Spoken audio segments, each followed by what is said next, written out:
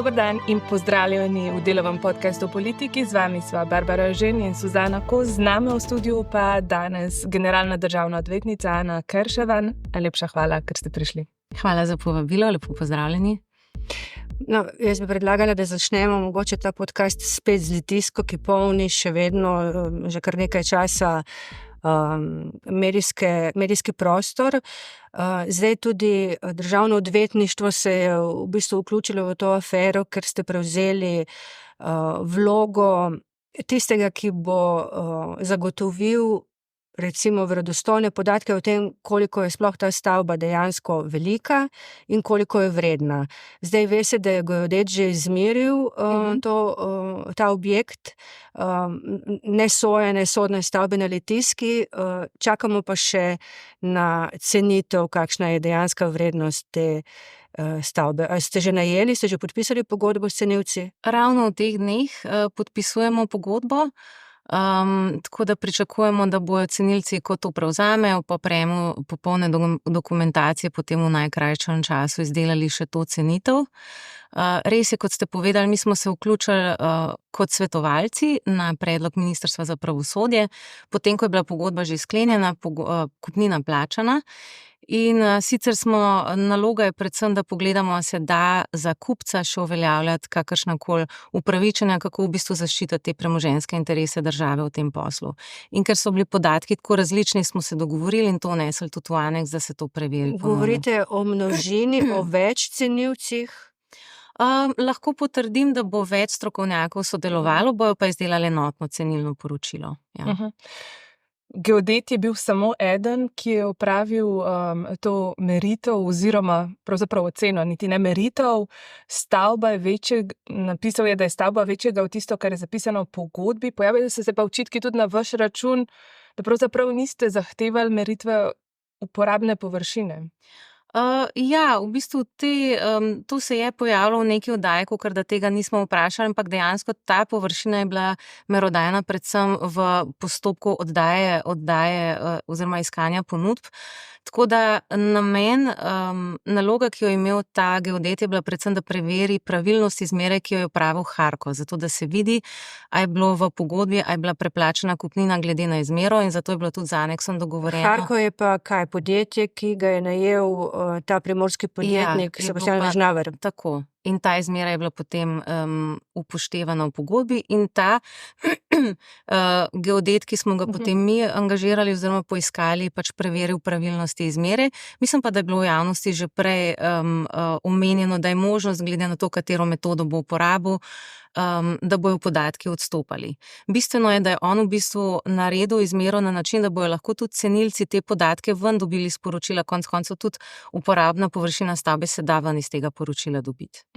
Prej ste omenili, da je vaš namen preveriti za kupca, če se da uveljavljati kakšno klavzulo. Zdaj to ne vem, če lahko poveste, ampak vendarle, kaj je namen? Še vedno poskus razdreti to pogodbo? Mislim, da o tem je bilo že dosti povedano, kaj se s to pogodbo da ali pa ne da narediti. Zaenkrat nič takega ne kaže. Postopek svetovanja je sicer še odprt, tako da o končnih nekih ugotovitvah ne morem govoriti. Ampak namen je preprosto, ker mi tudi vedno skrbimo za premoženjske interese države, pogledati položaj tukaj kupca in enostavno, kaj se da narediti. Zaradi tega smo tudi v bistvu dosti hitro predznamovali in potem predlagali vknjižbo lastninske pravice, tako da ta predlog je že Lahko poveste, kdaj bo zdaj znana tudi ta cenitev, da bomo sploh vedeli, a je ta afera upravičena, napihnjena, kaj sploh? Ja, razumemo tukaj, ker interes javnosti je velik in je čisto razumljiv. Kot rečeno, cenilci bojo zdaj začeli z delom. Rečeno je, mislim, da v 3 tednih oziroma v 1 mesecu naj bi končali cenitev, potem, ko dobijo vso dokumentacijo. Zdaj tukaj pa ni mogoče čist zagotovo reči, da bojo mogoče rabili še kakšno listino, ki jo ima upravna enota, pa se bo tam kaj zavleklo, ampak želja je, da se to čim prej konča. V najboljšem primeru računamo, ne vem, verjetno kje sredi aprila, kaj takega. Ampak tako, zdaj seveda vi niste strokovnjakinja za nepremičninske posle, tako kot mi dve z Barbaro nisva, ne? Ampak če ste si pogledali to pogodbo, si upate reči, recimo, kot pravnica, ali je ta pogodba bila dobro pripravljena ali je bila slabo pripravljena? kupoprodajna pogodba z tem podjetjem Vežnaverjevim Rajski vrt. Pa dobro, verjetno Suzana misli za državo. Ja, sigurno so manjkale kakšne varovalke s pravnega.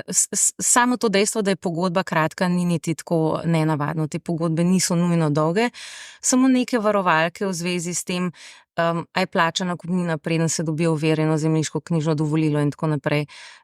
Zato pa bi bilo treba boljš poskrbeti. Pred državnim odvetništvom je še več odmevnih primerov. Eden od teh je pred Evropskim sodiščem za človekove pravice povezan s sojenjem Igorju Bavčarju. Če se ne motim, zaradi primera nekdanjega pravosodnega ministra Gorana Klemenčiča, ki je nekako rekel, da če bo primer zastaral, bodo letele glave. V zadevi Bavčar se je država prav tako pritožila, to je storil tudi Igor Bavčar. Že veste, kdaj bo obravnava? V bistvu je tako, oboji smo predlagali, da gre zadeva ponovno obravnavo in to pred veliki senat Evropskega sodišča za človekove pravice. Ravno v teh dneh smo v bistvu bili obveščeni, da je Evropsko sodišče to zahtevo zavrnilo, tako da je zadeva zdaj končana, je dokončna, pravnih sredstev ni. Mislim, da je postala dokončna z 19. februarjem in država bo zdaj v 3 mesecih pač morala plačati to odškodnino, ki je bila dosojena v njeno breme. Pa lahko poveste, kaj je v bistvu sploh gospod Igor Bavčar zahteval v tej pritožbi, višjo odškodnino ali zakaj je šlo? V bistvu samo ponovno obravnavo zaradi tega, ker njegovi pritožbi ni bilo v celoti ugodeno. On je uveljavljal več kršitev, ne samo pravice do poštenega sojenja, tudi ne bi mu bilo kršeno načelo zakonitosti v kazenskem postopku, sodišče tega ni ugotovilo, ni mu prisodilo odškodnine za premoženjsko škodo, ta zahtevek je bil izjemno visok, preko 1 milijona evrov, in tudi od nepremoženjske škode so mu, mislim, da priznali samo dobra 2%. Tako da zaradi tega verjetno z njegove strani. Imate pa še, oziroma imeli ste, ker ta primer pa je končan, odmeven primer, dolgo časa se je dogajal, gre za primer znanega kirurga gospoda Dolenca, pri njem pa je Evropsko sodišče za človekove pravice prisodilo, mislim, da najvišjo odškodnino, ki jo moramo plačati slovenski davkoplačevalci, 390 000 evrov, mislim, da, ker mu ni bila... Ker mu je bila kršena pravica do poštenega sojenja. To drži. Sodišče je v tem primeru odločilo v 2 fazah in sicer zdaj pred kratkim še o tem delu pravičnega zadoščenja, ki se nanaša na premoženjsko škodo. In ta odločitev sodišča je bila v bistvu pričakovana, glede tudi na sodbo, ki smo jo prejeli prej. Tako da to drži, to je najvišja odškodnina. Res je tudi, da mora država zdaj poskrbeti, da v premoženje gospoda Dolenca ne bo poseženo v postopkih izvršbe. Ti so zdaj trenutno odloženi, tako da se rubež izraelskega upnika ne nadaljuje. Je pa pomembno pri nas tudi to dejstvo, da je pred ustavnim sodiščem vprašanje, a je ureditev naša po zakonu o pravdnem postopku, ki ne dovoljuje obnove postopka, zaradi razloga, ker je Evropsko sodišče ugotovilo kršitev pravice do poštenega sojenja, a je takšna ureditev sploh skladna z ustavo. Namreč gospod Dolenc je pred okrožnim sodiščem v Ljubljani predlagal, da se postopek priznanja te izraelske sodbe obnovi ravno iz razloga ugotovitve Evropskega sodišča, tako da je ta zadeva pa še odprta pred ustavnim sodiščem. Ampak vendarle se je v bistvu Evropsko sodišče za človekove pravice priznalo napako slovenskega pravosodja. Res je. In tako, marsikdaj se recimo ljudje sprašujejo, zakaj sodniki ne odgovarjajo za svoje napake, Kaj se jim sploh lahko zgodi? Dejansko je prav, da se zagotovi neodvisnost in nepristransko sojenje tudi na ta način, da se napake v sojenju uveljavljajo prek pravnih sredstev, tam jih je mogoče ugovarjati, sicer pa za morebitno protipravno delo sodišč odgovarja država. Sodniki izvajajo sodno oblast, se zaradi tega nekako štejejo kot substrat države oblasti, zaradi tega se da sicer toži tudi iz naslova protipravnega dela sodišča, ampak toži se v tem primeru država. V nasprotnem primeru bi bilo sojenje precej ohromljeno, ker bi bili sodniki tudi pod pritiskom, da če bojo sprejeli odločitev, ki nekomu ne bo všeč, bo ta razočarana stranka jih pač napadla z nekim odškodninskim zahtevkom. In vsi vemo, kakor se reče, ne, 5 pravnikov, 6 mnenj. Interpretacija in različno razumevanje prava je v bistvu v naravi prava. Pravila ne morejo tako vodotesno zajeti vseh situacij, da bi jih bilo mogoče zelo na en način razlagati in lahko pride do različnih odločitev. Instance pa potem dajo svoje mnenje o tem, a je bila odločitev pravilna ali ne. Se mislim, da je edini tako odmevnejši primer doslej, ne, tožbe sodnikov in tožilcev je bil samo v primeru Janeza Janše, a ne? In Ta je bil neuspešen. bolj odmeven, ni pa edini. Ravno včeraj smo tudi prejeli poziv na odgovor za tožbo v zadevi, kjer je tožena tudi naša državna odvetnica, mislim, da tudi tožilka, tudi sodnica v neki drugi zadevi, tudi predstavniki drugih državnih organov. Tako da to je v bistvu veliko breme za vse, ki odločajo, ne? Ker se pritiska na njih potem strani ljudi, ki izidi postopkov niso zadovoljni tudi na tak način. Pa gre za isto političen primer ali kakšen? Ne. Tako da, ja. Razumete pa to načeloma kot pritisk? To sigurno je pritisk, če izvira samo iz tega, da nekdo z odločitvijo sodišča ni zadovoljen. Dejansko se lahko zgodi, seveda država ni, dogajajo se tudi napake. Ampak zato, da se zagotovi funkcioniranje države, se je tudi sodna praksa razvila v to smer, da država odgovarja samo takrat, ko je njeno protipravno ravnanje kvalificirano protipravno. Torej, če gre za neke eklatantne napake v postopku, če sodnik ne upošteva neke jasne določbe prava ali pa izključno zaradi nekega pristranskega pogleda na stvar, ne upošteva jasne sodne prakse, take stvari. V tem primeru pa seveda je podana odškodninska odgovornost. Če ostanemo še trenutek pri Evropskem sodišču za človekove pravice in statistiki, leta 2023 je bilo proti državi vloženih kar 978 pritožb, kar je 3-krat več kot leto pred tem. Ste že ugotovili, kaj se dogaja? Se kršijo množično pravice? Ja, to je žal neka slika, ki se kar hitro pojavi v javnosti. Seveda, vsakič, ko pride do porasta števila pritožb, je razlog, da se pogleda, v čem je stvar. Ta porast gre pripisati v bistvu pritožbam hrvaških ribičev, ki so bili pač obravnavani zaradi prekrška, ker so se nahajali v vodah, ki smo jih mi ocenili, da so po arbitražni odločbi, pač da gre za slovensko morje. Vložili so zahtevo za sodno varstvo pred našimi sodišči, tam niso uspeli in sedaj pred Evropskim sodiščem tožijo v bistvu Republiko Slovenijo zaradi kršitve spet pravice do poštenega sojenja. Tako da ta porast, ker teh pritožb je, mislim, da okoli 700, gre pripisati temu. Sicer pa ne gre za statistično neko podatek, ki bi kazal na resno poslabšanje zadev. Gre samo za statistiko, ki pa je lahko zavajajoča, recimo v tem primeru. Ja. Imate pa pred sabo še en pomemben zalogaj. Znano je, da so sodniki dosegli na Ustavnem sodišču, pač, da se jim morajo popraviti plače, pa se to ni zgodilo zaradi različnih razlogov. Morda bo sedaj nova ministrica za pravosodje to uspela urediti s kakšnim interventnim zakonom, ampak ne glede na to, vi pričakujete, mislim, da že prihodnji teden en paket prvih tožb sodnikov proti Republiki Slovenije, ne? Se pravi, še dodatno boste imeli odmevnega dela. To drži. Dela nam ne zmanjka, tudi res je veliko kar takih odmevnih zadev. To so zadeve seveda, ki mislim, da se ne bomo z veseljem spominjali dneva, ko prejmemo zahtevke sodnikov. To je vseeno en mogoče žalosten trenutek za pravno državo, ampak je bilo, v medijih je že bilo izpostavljeno, nekaj od teh zahtevkov smo že prejeli, ampak ne bi glavnina prišla v prihodnjem tednu. Tako da mi smo na to pripravljeni, obravnavali jih bomo tako kot vse druge. Moram pa povedati, trenutno še ne gre za tožbe. Postopek proti državi gre vedno na ta način, da se najprej mora uvesti predhodni postopek za mirno rešitev spora pred državnim odvetništvom in v tem postopku se pogleda, je zadeva relativno nesporna, se da poravnati, da se sodišča ne obremenjuje s postopki. Če je zadeva sporna ali po temelju ali po višini, sploh če je treba postaviti izvedenca, je potem praviloma zadeva gre naprej, če se pač predlagatelj odloči vloži tožbo na sodišče. Rekli ste že, da bo to verjetno za vas, pa za celot, tudi za vaše sodelavce, žalosten trenutek.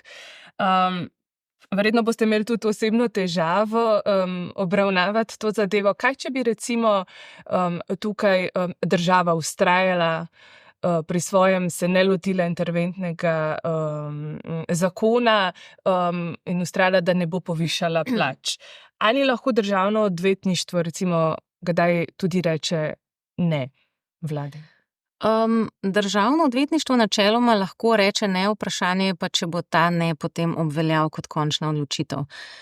Lahko pa reče da, pa potem, ko se menja politična oblast, ta dan ni pravi, ne? To govori zdaj o primeru vašega gospoda Groznika, ne? Ja, res včasih vidimo, da enostavno se ne da pravilno narediti v smislu, da bi vsaka vlada odobravala nekaj, kar smo naredili, in včasih tako v hecu rečemo, očitno pa delamo nekaj prav, ne? Noben ni zadovoljen s tem, kar smo naredili.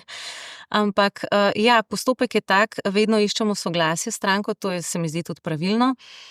Je pa res, da v končni fazi, če pride do nestrinjanja po našem zakonu, ima pač vlada končno besedo, kar je lahko tudi problematično, kadar zastopamo subjekte, ki niso iz izvršilne veje oblasti, ne, sodišča, državni zbor in tako naprej. Tako da mi si vsekakor v notranjem razmerju prizadevamo res, da svoje argumente tudi spravimo do realizacije. Moram reči, da v večini primerov nimamo težav. Zdaj, kako bo v tem primeru, pa težko napovedujemo, ne? Tukaj je zagotovo odprtih precej vprašanj. Res je tudi, da je vlada odgovorna za stabilne javne finance, mora to tudi skozi to prizmo gledati, tako da bomo videli prihodnji teden v bistvu, kakšna bo vsebina teh zahtevkov. V enem od redkih intervjujev, ki ste jih dali doslej na tej funkciji, ste omenili, da se dogaja tudi kdaj klic, da bi spremenili svoje mnenje. Lahko mogoče kaj več poveste o tem, ker dejansko ste očitno deležni nekih pritiskov, a ne? Ja, moram reči prav tako, da bi mene kdo klical, da spremenim mnenje, ni bilo, je pa bilo kdaj mogoče, ko se je vedelo, v katero smer bomo zapeljali mnenje, še prej nisem bila takrat še na tej funkciji, je bilo kakšno zaprosilo umaknjeno ali pa je bila želja, mogoče si razbrali iz komunikacije, da bi se kakšno stališče organa potrdilo tudi z našim mnenjem. Takrat pač mi vedno opravimo svoje, če smo zaprošeni, pač damo mnenje tako, kot se nam zdi. Niste ga spremenjali, ne? Še nikoli pravite, ali lahko časovno opredelite, kdaj se je to dogajalo, kdaj so bili to klici? Težko bi rekla prav, da so bili klici ali kaj takega. Ampak jaz sem v bistvu na državnem odvetništvu od leta 2019, tako da nekako v tistem obdobju pa tudi kolegi vejo povedati odprej, da to se redko zgodi, ampak ja, včasih sigurno bi si želel neko potrditev strani neko neodvisno pravno oceno dobiti, ki bi potrdila tvoje mnenje. Je pa res, da na podlagi naših mnenj se pa tudi velikrat stranke ali premislijo ali nekega posla ne sklenejo in to je super videti, tega si v bistvu želimo več takega načina sodelovanja. Kar sem želela samo še dodati, odkar sem pa na funkciji, opažam pa samo, se dogajajo pa pritiski tudi strani nasprotnih strank. Oziroma ne tudi, kar sem jaz zapazila, je samo strani nasprotnih strank. Na kakšen način, morda, če lahko? Včasih sem tudi jaz dobila kakšno elektronsko sporočilo, da bi bilo pa fino, da bi se o tej zadevi poravnali. Jasno, jaz ne obravnavam konkretnih zadev, čeprav zakon mi tega ne preprečuje. Ampak takrat pač seveda poveš, da zadevo samostojno obravnava državni odvetnik, ki se bo pač sam odločil in v soglasju s stranko in to skomuniciral. No, ker vas gostiva z Barbaro v podcastu Moč politike, bom seveda vas vprašala še dodatno, ker sem vas prosila, če lahko časovno razumete, kdaj so se pojavljali namigi, da spremenite mnenje svoje, a ne? Se pravi, ker ste rekli od leta 2019 oziroma še prej, da ne moremo reči, da samo v času vlade Janeza Janše pride do tega, tudi v času drugih vlad. Verjetno ja. Mislim, da je naše sodelovanje z vladami v bistvu se ne razlikuje toliko glede na to, katera opcija je na oblasti. Večino itak, tako ko sodelujemo z strokovnimi službami, ki tudi ostanejo, sodelovanje je v redu. Zagotovo pa mogoče je problematično predvsem to, da ko mi damo neko pravno oceno v nekem pravnem poslu, pa recimo, da gre za neko tudi politično delikatno zadevo. Če ugotovimo, da je zadeva, da jo potrdimo, da je vse v redu, se to lahko interpretira kot da podpiramo neko politiko in obratno, ne? Če bi rekli, ok, ta posel pa po naši oceni ne more iti skozi, vi ste v bistvu proti tej politiki. Tako da si zelo želimo, da bi nas tudi javnost obravnavala naprej kot organ, ki je zadolžen za strokovno delo in skrb za premoženjske interese v glavnem in ostale na strani Republike Slovenije. Mislim, da je dovolj povedno že to, da v isti sapi v bistvu zelo kritiziramo naš zakon, ki ga imamo sedaj, ki ga je sprejela Cerarjeva vlada, in hkrati način, kako je bil ta zakon uporabljen pri Janševi vladi. Tako da za nas je popolnoma vseeno, kdo je na oblasti, gledamo samo, kakšen odnos ima do prava, do pravne države in konec koncev tudi državnega odvetništva. Ne. Tukaj ne delamo razlik. Ko smo se pripravljali z Barbaro na ta podcast, sva med drugim zaznali podatek, da je proti državi zahtevkov za skupaj kar za 2 milijardi evrov. To se mi zdi gromozanska številka.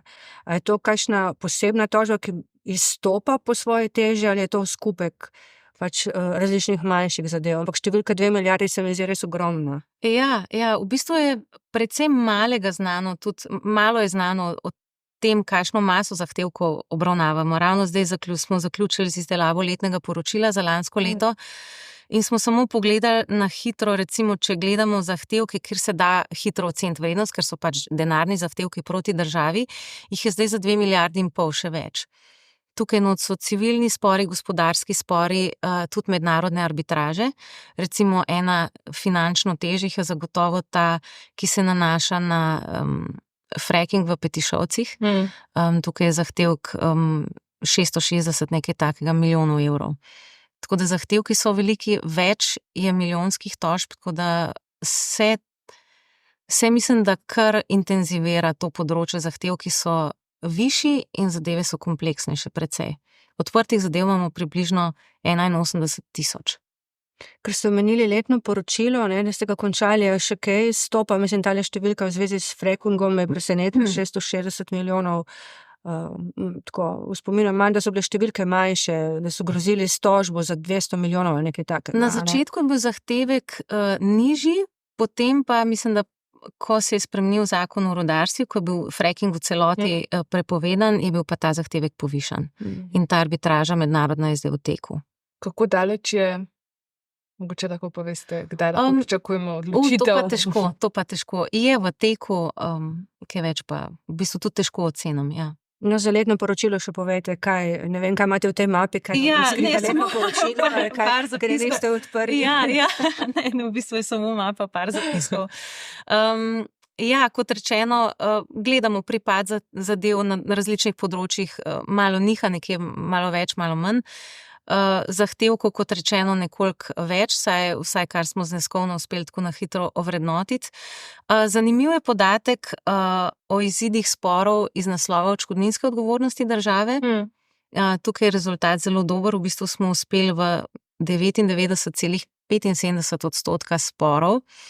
Tudi ta statistika letno niha, seveda nekaj in kar velik delež zasluge za to gre državnim odvetnikom. Delno je pa odvisno seveda tudi od vprašanja, a je zahtevek tak, da ga je mogoče dobro zagovarjati ali pa ne. Včasih je za nas uspeh že, če uspemo znižati odškodnino, ker je zadeva izgubljena. Tako da ta statistika je dobra, ni pa v celoti seveda odvisna samo od nas, ker na te spremenljivke v sporih ne moramo na vse vplivati. Občasno se vam očita tudi, da se ne poravnate tudi v nekih bolj očitnih zadevah, ampak greste raje na sodišče. To je res, to je pogost očitek. Pogosto sploh v teh predhodnih postopkih, ti so zelo kratki, prej sem rekla, gre za vprašanje, a je zadeva nesporna. In včasih sicer mi ocenjujemo, mogoče tukaj bo treba plačati odškodnino, samo recimo, če se zahteva odškodnina za nepremoženjsko škodo, za duševne bolečine, takrat mora to oceniti izvedenec. Lahko bi mi sicer angažirali, naprimer soglasju stranko izvedenca, pa bi ta nekaj ugotovil, samo če se nasprotna stranka s tem ne strinja, nam to samo podaljšalo postopek, v končni fazi še vedno bi šli pred sodišče. Tako da se poravnavamo tam, kjer so zadeve jasne, nesporne, ker je tudi jasna sodna praksa. Sicer nam pa včasih državi seveda pomaga tudi sodna odločba, sploh če obravnava primer, ki je mogoče bolj množičen in se potem na podlagi sodbe pa lažje poravnavamo. No, omenili ste politične pritiske, ali pa bom bolj prijazno rekla namige, ampak drugače tudi, to ste tudi izjavili v enem od intervjujev potem, ko ste nastopili to funkcijo, da so se v letu 2022 začele tudi odškodninske tožbe proti državnim odvetnikom. A imate to urejeno, kako to izgleda? Verjetno ste zavarovani, ali kako? Ja, to je zanimivo. V bistvu mi,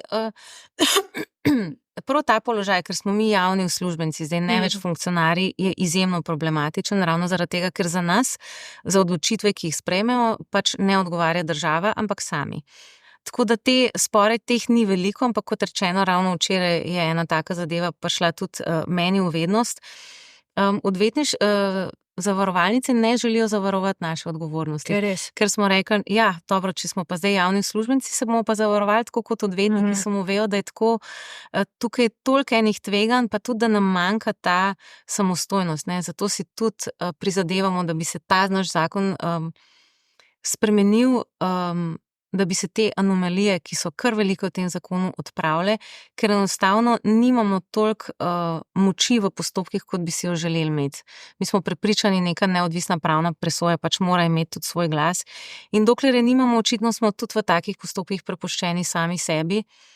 Javni uslužbenci sicer po zakonu o javnih uslužbencih dobijo neko pravno pomoč, ampak to ni prav način za razreševanje teh vprašanj, sploh na pozicijah, ki jih imajo naši. Se pravi, da bi mogli potem vaši sodelavci vse svoje premoženje, ki ga imajo, prepisati na svoje sorodnike, v vsak slučaj, ne? Večkrat ste do zdaj že omenila željo, da se odpre ta zakon.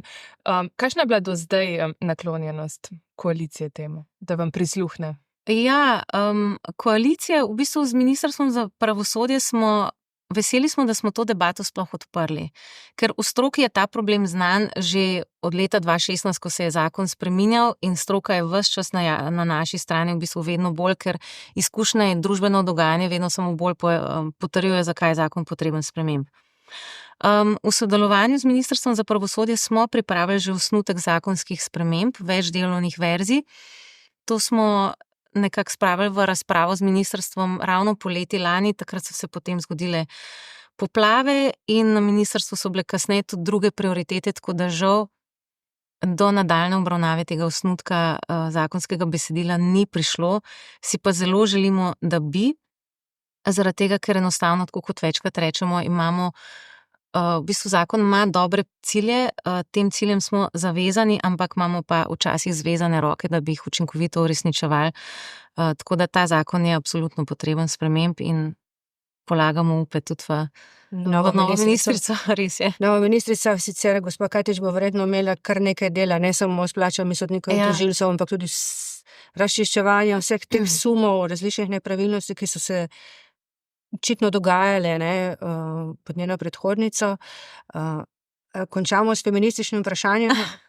Morda, ker nisem v začetku omenila, ste pravzaprav prva generalna odvetnica v Sloveniji. Kako gledate na to, da ne glede na razmerje, recimo na pravni fakulteti, vodilnih položajev še vedno ne zaseda vsaj toliko žensk? To je zanimivo, to tudi za druge poklice velja, ne? Feminizira se poklic tudi v novinarstvu, pa so uredniki praviloma moški, učiteljev, ne, so praviloma, se je feminiziral poklic, pa so ravnatelji praviloma moški, ne. Ja, se mi zdi tudi, da za javni del pravosodja to zagotovo velja. Velika večina žensk drži pokonci to pravosodje. Na vodilnih mestih je verjetno res več moških, tudi pri nas je bilo do zdaj tako. Mislim, da je pa vprašanje bolj, sama nisem imela občutka, da zaradi tega, ker sem ženska, da so bila vrata bolj zaprta ali pa teže se podati v to tekmo. Zelo sem vesela tudi, da je bilo več med kandidatkami, tudi predvsem mojih kolegic, tako da nekako smo si želeli, da ostane ta funkcija med notranjimi ljudmi. Tako da ne vem, mogoče je samo vprašanje poguma pa vztrajnosti, pa več žensk na takih. Spravi, ženske smo krive po vašem. Ne bi rekla krive, samo moja izkušnja je taka, no. Ne vem, sicer, ja. Dobro. Končajmo s tem pogumom torej. Najlepša hvala, da ste bili gostja, da ste prišli. Hvala za povabilo še enkrat. Vam pa hvala za pozornost in se vidimo ponovno prihodnji teden.